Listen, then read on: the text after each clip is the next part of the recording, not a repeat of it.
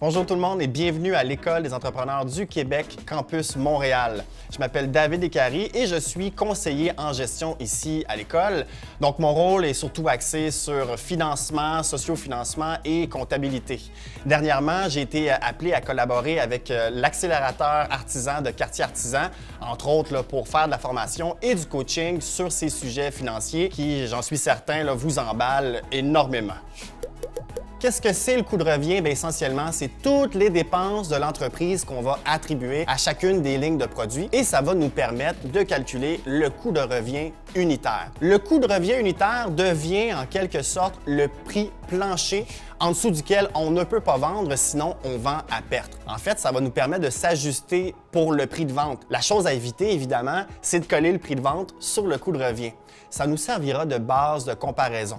Donc, par exemple, si sur le marché, une table se vendait 850 $ et que mon prix de revient, mon coût de revient est de 500 $, j'ai encore de l'espace pour faire de l'argent et pour débloquer une marge. Cependant, si je m'aperçois que le prix sur le marché est un peu inférieur au coût de revient que j'ai calculé, ça se peut que j'ai un embarras lorsque je vais vouloir vendre mon bien. Je vais être obligé de le vendre trop cher et mon projet d'affaires, il va être risqué. Alors, c'est essentiellement à ça que ça sert le calcul du coût de revient.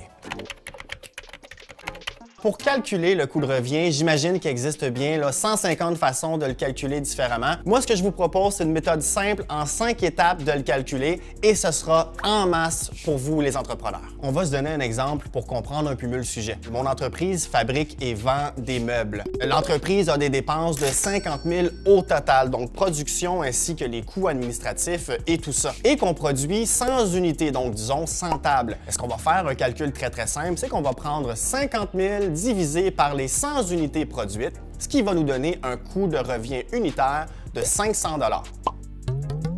La première étape, en fait, on va travailler avec les coûts de production. Ce qu'on entend par coût de production, pour faire ça simple et pas rentrer dans des définitions comptables qui vous ennuient, essentiellement, ça va être toutes les dépenses qui sont directement liées à la production d'un bien qui sera destiné à la vente. Je reprends mon exemple de table. Donc, évidemment, le plateau de bois et ainsi que les clous, tout ça, ce sera des coûts de production directement attribuables à ce bien-là. La deuxième étape, ce sera de faire la liste des autres factures.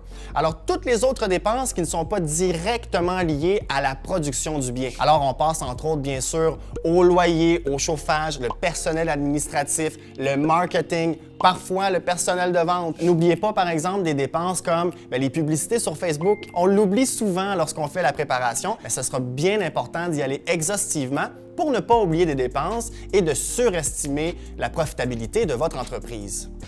La troisième étape, ce sera de déterminer et de calculer une base sur laquelle on va disperser, on va faire un split des dépenses de l'entreprise. Donc, les coûts de production directs, ça allait. Maintenant, les coûts fixes, les coûts qui ne sont pas directement attribuables à la production, il faudra trouver une manière de les séparer à travers les différentes lignes de produits. Ce que je vous conseille de faire, c'est de prendre une base qui est logique et simple d'application pour vous. Alors, vous pourriez utiliser, par exemple, le nombre d'unités produites. J'ai des tables, j'ai des chaises. Mes tables, j'en produis 10 et les chaises, j'en produis 100. Alors, je pourrais dire que les chaises consomment 10 fois plus de ressources générales de l'entreprise plutôt que les tables. Essentiellement, ce que je vous dis et ce qui est important, trouvez une base qui est simple, qui est logique et qui vous permettra de calculer cette attribution des coûts fixes. L'étape 4, ça sera de prendre l'ensemble des coûts fixes de l'entreprise. Donc, par exemple, l'entreprise aurait 100 000 $ de coûts fixes qui ne sont pas des coûts de production. Toutes les dépenses fixes de l'entreprise, on va aller les attribuer dans chacune des lignes de produits. Donc, par exemple, j'ai des tables et j'ai des chaises. On a décidé que le facteur d'attribution serait d'environ 75 % et 25 %. Alors, je vais prendre le 100 000 $ et je vais aller mettre 75 000 dans les tables. Ce que j'ai fait comme calcul, en fait, très simple, 75 % fois les coûts totaux. La cinquième étape, ce qu'il me reste à faire, c'est de diviser les coûts qui auront été attribués. Donc, je conserve encore mon 75 000 $ et je vais le diviser par le nombre d'unités produites et destinées à la vente. Alors, si j'avais produit 100 unités de ces tables, ce que je vais faire, c'est 75 000 divisé par 100 unités, ce qui me donnera des coûts fixes attribués unitaires de 750 $.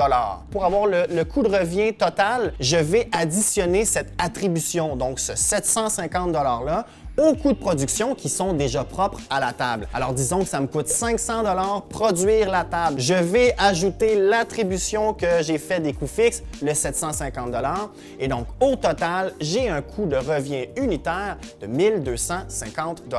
Évidemment, je ne vous lance pas comme ça dans la brume, je vous ai préparé une petite béquille. C'est une matrice Excel, donc évidemment, c'est quelque chose qui se modifie. Vous pourrez la mettre à votre main. Pour aller télécharger cette matrice Excel, tout simplement vous rendre sur le site de Quartier Artisan et les instructions s'y retrouveront. Them bloopers! Bonjour maman, bonjour papa, j'espère que vous allez bien. LOL! Est-ce que je dab? Glamorous! Glitter. Beep, beep, beep! Piou, piou, piou, piou. Je te vois rire en arrière, ça me fait capoter.